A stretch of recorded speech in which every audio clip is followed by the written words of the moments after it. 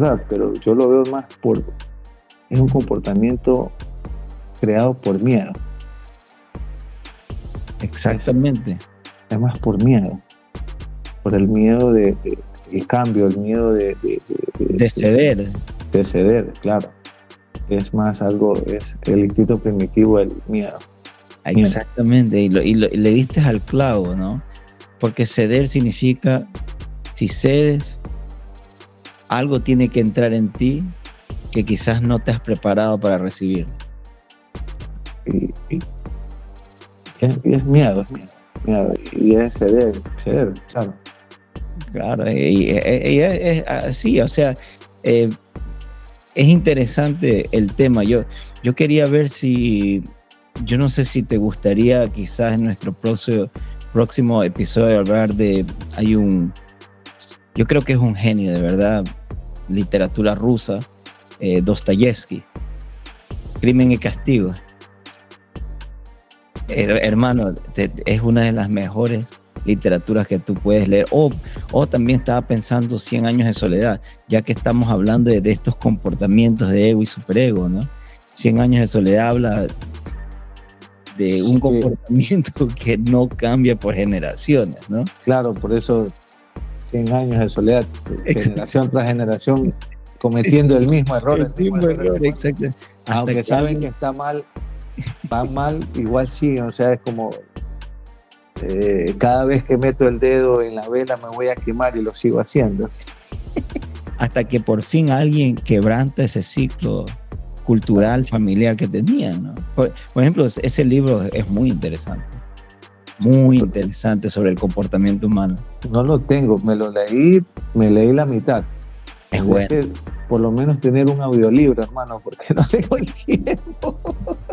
Pero mira, vamos, si tú quieres, David, vamos a tratar de hacer, yo creo que te va a gustar Dostoyevsky. Tengo que tener el libro.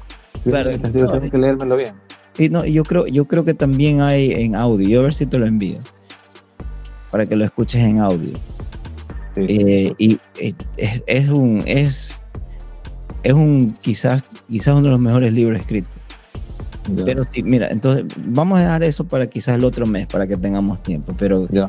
Ahora dime tú, ¿de quién te gustaría hablar en nuestro próximo episodio para prepararnos?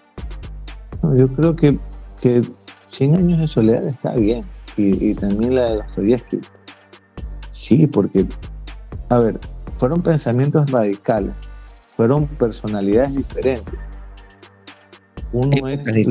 Épocas diferentes, latinoamericanos diferentes, que se jugaron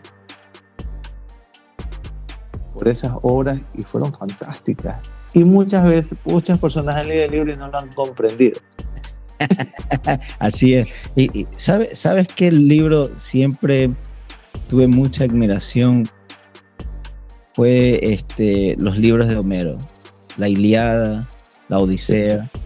O sea, a mí me parece que, por ejemplo, eso también fue una obra genial, así como Dante Alighieri, ¿no?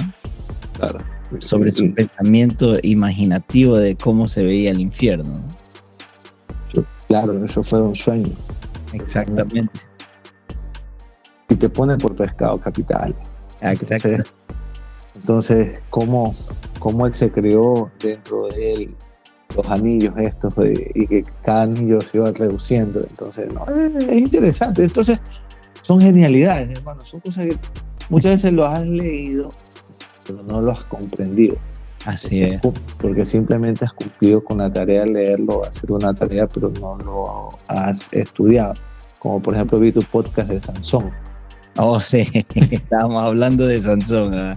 Es muy interesante la historia de Sansón. Me hubiera gustado que hubieras estado ahí porque había tanta enseñanza en términos de, así mismo como 100 años de soledad, caer en la misma piedra, ¿no? ¿Y a qué llevó esa desobediencia, no? Aunque hubo señales de Dios hacia Sansón, ¿no? De que no hagas esto porque ya perdiste a tu primera mujer. O sea, la señal fue esa, vas a perder tu propia vida. Primero perdiste esto, pero vas a llegar a perder tu propia vida por tu desobediencia. Pero es interesante porque, o sea, las reglas que le creó Dios a él, porque él era un nazareno, tenía que estar, o sea, no podía beber alcohol, no podía hacer muchas cosas, ¿no? Y imagínate si para uno es difícil a veces mantener sus propias reglas en su superego. Ahora imagínate que un ser perfecto como Dios te dé reglas que ya en sí tú sabes que si las sigues son saludables y no te van a causar ningún mal. Sin embargo, ¿cómo dejamos que el id influya más allá que el superego de Dios mismo? Claro, pero es que, como digo, nosotros no tomamos buenas decisiones por miedo. Así es. Y mira, llegamos a la conclusión de ese episodio, David, de que el rey Salomón, que era el hombre más sabio, y Sansón, que era el personaje más fuerte, ambos pecaron, o sea, sucumbieron a esa misma desobediencia, y esa fue su destrucción. Es interesante, ¿no? O sea, no tener la fortaleza física, pero sí mental, y aún así caer en el mismo error que cayó el hombre que fue más fuerte, pero quizás no tenía la sabiduría de Salomón. Muy interesante. Claro, pero sí, estaba viéndola ahí por capítulos, por rato. Está chévere, por eso te digo, hablar de este tipo de personajes, como te digo, hay muchos, pero darle otro giro y entenderlo y hacer que la gente lo entienda diferente. Claro, ya tú eliges no tiene que ser estos autores, puede ser alguien de tu interés. ¿Cuál es la persona que deberíamos hablar en nuestro próximo podcast? La persona que deberíamos hablar. Si yo tengo... Podríamos hablar, es interesante, pero verlo desde una perspectiva diferente, no tanto del punto de vista religioso, sino del punto como persona, y puede ser conflictivo, porque muchos no lo quieren ver desde una parte humana, sino más de deidad, no de deidad, de Jesús, pero como la parte como persona. Claro. El comportamiento psicológico humano que él tuvo, ético, moral, convicción. Claro, verlo más de esa parte, no como ya el hijo de Dios, sino el comportamiento mismo de él, que llevó no solamente de decir soy el hijo de Dios, sino es el hecho de cómo se comportó él, cómo fue, cómo tuvo su estilo de vida, cómo generó que lo sigan los apóstoles, porque no solamente fue porque yo soy el hijo de Dios. Claro, él no se proclamó a sí mismo. Exacto. Entonces, cómo creó todo esto, que al final lo llevó a que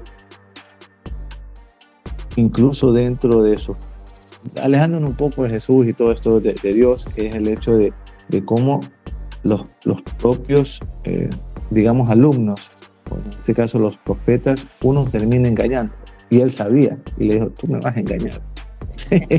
Entonces, claro, yo pienso que eso sería muy interesante, porque si algo hablamos fue de ver más allá de nuestra perspectiva. Entonces, al permitir y aceptar de que lo iban a engañar, pero sabiendo que la perspectiva era más grande, entonces él, como te dijo, no vio el carro todo rasguñado solamente en la puerta, sino que vio que el carro en sí tiene más valor de lo que estaba dañado. O el mismo momento que le toca decidir en el conflicto cuando está en el desierto y vienen a tentarlo. Oh, claro, eso va a ser intenso. O también cuando toca generar el episodio con María Magdalena, la frase que tira la primera piedra que esté libre de pecado. Entonces, así es. Son cosas, es más, es algo psicológico, donde les dice a todos, hey, tú no estás bien, como para que vengas a ofender o a querer matar. Hey. Exactamente. Y no simplemente fue verlo como Jesús, como el Dios el Hijo de Dios, sino verlo como el hombre, como desde una perspectiva psicológica, él generó ese de que no se el impacto para que no suceda el apedreamiento de María Magdalena. Bueno, claro, yo de verdad estoy de acuerdo contigo. Deberíamos hablar de Jesucristo, de Pero Jesús hombre, de Jesús hombre. Y porque también si vamos a hablar de solamente de las características psicológicas, también de liderazgo, porque si algo hay que ponderar es la clase de liderazgo que él tenía, porque no solamente eran los apóstoles, ¿no? Sino también incluso sus enemigos que, o sea, que él no creó, sino que los enemigos se crearon solo contra él. Él supo siempre manejar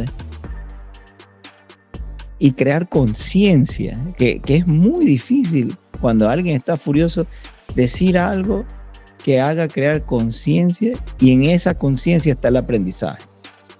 Entonces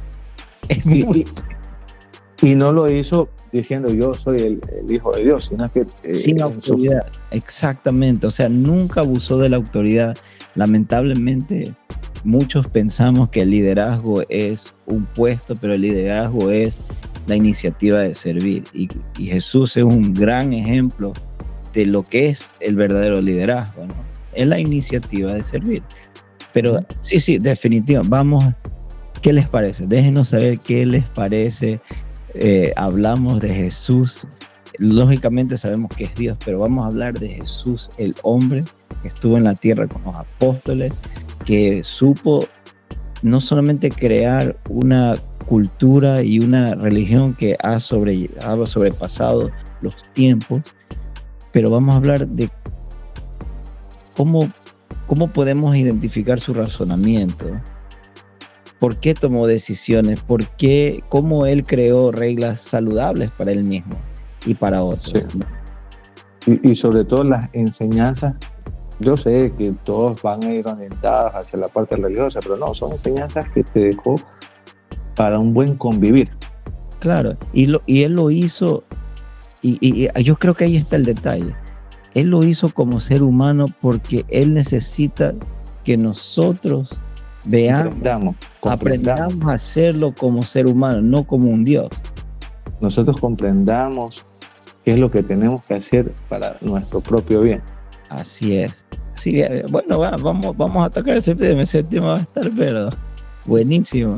Claro, porque no lo analizamos como Jesús Dios, sino como Jesús hombre.